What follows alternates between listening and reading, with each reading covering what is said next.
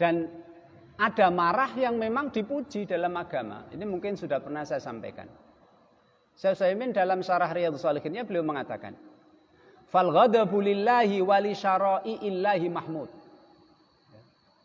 Jadi tidak semua marah dilarang. Ada marah yang memang kita harus marah. Bahkan kalau kita marah dapat pahala, terpuji dalam agama. Apa itu? Marah karena Allah, marah karena agama Allah Subhanahu wa taala.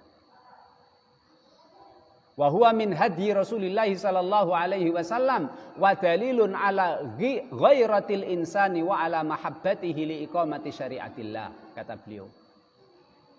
Karena marah karena Allah, marah karena syariat dan agama Allah, ini adalah marah yang terpuji karena itu merupakan sunnah, petunjuk ajaran Nabi Muhammad sallallahu alaihi wasallam, dan marah itu merupakan bukti, ya, bukti cemburunya kita, ya, kecemburunya manusia dari agama Allah dan syariat Allah, dan merupakan bukti kecintaan kita kepada agama Allah dan kepada Allah dan kepada Nabi Muhammad sallallahu alaihi wasallam. Sehingga Imam Bukhari rahimahullahu taala memberikan contoh, Pak. Ada marah yang dibolehkan, ada marah yang dibolehkan, dan bahkan Rasulullah sallallahu alaihi wasallam dalam 5 kondisi tersebut Rasulullah marah. Satu, tidak saya sebutkan, hadisnya tidak saya bacakan satu-satu karena ini saya ingat saya sudah pernah sampaikan. Yang pertama, ketika Rasul masuk ke rumahnya, ke rumah Ibunda Aisyah, ternyata Ibunda Aisyah memasang tirai, Pak, ya, tirai, dan tirai itu ada gambar lukisan makhluk yang bernyawa.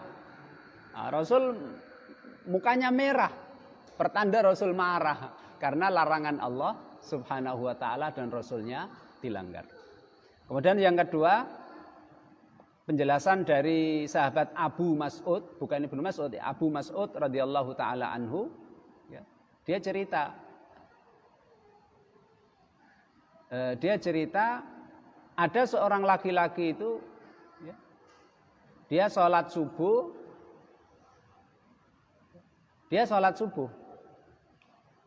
Nah, ternyata ketika sholat subuh itu, ya, imamnya di kabilah dia, ya, dia ikut jamaah di kabilah dia, imamnya bacaannya terlalu panjang, padahal dia harus bekerja, harus apa. Kemudian dia lapor kepada Nabi Muhammad sallallahu alaihi wasallam. Rasul marah sekali. Sampai Rasul mengatakan, "Wahai manusia, kenapa kalian menakut-nakuti manusia? Kenapa kalian membuat orang itu takut terhadap agama, menganggap agama berat sekali? Siapapun yang menjadi imam, ya, bacalah, jangan terlalu panjang bacaannya, karena di sana ada orang sakit, ada orang yang tua, ada orang yang memang membutuhkan, dia harus cepat bekerja, harus ke pasar, harus dan lain sebagainya, ada keperluan." Rasul marah. Kemudian yang nomor 3, ketika Rasul mau mengimami sahabat-sahabatnya, Rasul melihat, ya, di arah kiblat, arah depan itu ada dahak, Pak. Ada dahak. Nah, Rasul SAW langsung mukanya merah, marah dia. Kemudian Rasul SAW mengatakan, ya, jika salah seorang di antara kalian sholat, sesungguhnya Allah Subhanahu wa ta'ala itu di arah mukanya. Aina ma tuwallu fasamma wajhullah. Janganlah sampai kalian meludah atau berdahak di hadapan kalian, di arah kiblat kalian. Rasul marah saat itu. Kemudian juga yang keempat, ada seorang sahabat yang tanya kepada Rasul, ya, ya, Rasul, ya, padahal sudah menjadi pengetahuan umum, ya, bahwa unta yang tersesat itu tidak boleh diapa-apakan, karena unta itu bisa cari makan sendiri, bisa membela diri sendiri, bisa mencari minum sendiri. Sehingga ada orang sahabat yang pengen, Rasul, gimana kalau unta yang tersesat itu kita sembelih saja? Rasul marah. Wah, kamu nggak tahu kalau sudah dijelaskan bahwa unta yang tersesat tidak boleh disembelih, tidak boleh dimakan, biarkan di padang pasir ya, dibiarkan. Dia bisa lari kencang, dia bisa menyelamatkan diri dari bahaya, cari makan sendiri, cari minum sendiri sampai nanti pemiliknya datang. Rasul marah. Kemudian yang terakhir yang disampaikan, yang disebut oleh Imam Bukhari rahimahullahu taala adalah ya, ketika pernah kan Pak di suatu Ramadan itu Rasul taraweh kan bersama sahabatnya 2 malam ya. Rasul taraweh 2 malam, berapa rakaatnya? 11 rakaat. Sahabatnya pada ikut jadi makmum. Malam pertama, malam kedua, malam ketiga Rasul tidak keluar karena Rasul khawatir nanti diwajibkan oleh Allah Subhanahu wa taala. Nah, ketika Rasul malam ketiga itu tidak keluar, para sahabatnya itu rame Pak di masjid, rame nunggu-nunggu Nabi kok nggak keluar, Nabi rame. Kemudian sebagian sahabatnya itu Pak ada yang melempar kerikil kecil, lempar ke pintu rumahnya, lempar.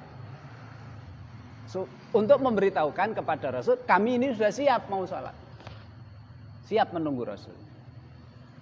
Maka Rasul Shallallahu Alaihi Wasallam marah. Rasul SAW marah. Kenapa marah? Sudah kalau Rasul nggak keluar ya sudah, terima saja nggak keluar.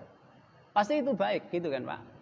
Nggak usah terus ikut Rasul lah. Kalau imam di zaman sekarang ada imam yang istilahnya telat dan sebagainya, lah mungkin.